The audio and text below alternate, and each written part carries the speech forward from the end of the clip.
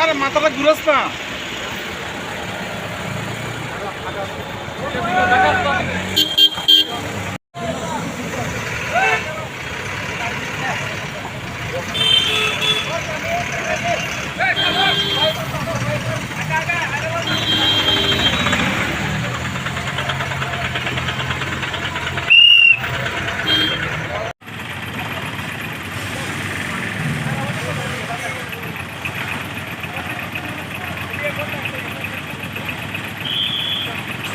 পাঁচটার সময় খবর আসে যে একটা টাইলস লোডের গাড়ি এখানে উল্টে গেছে এবং পুরো ন্যাশনাল হাইওয়ে ব্লক হয়ে গেছে।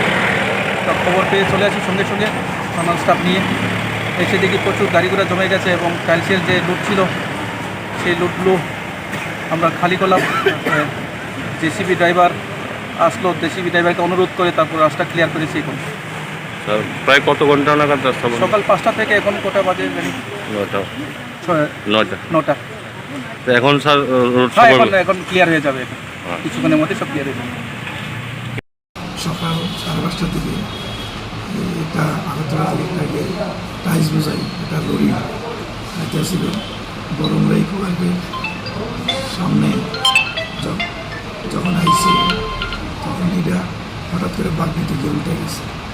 গাড়ির নাম্বার হলো S01EC 8984, ঠিক আছে।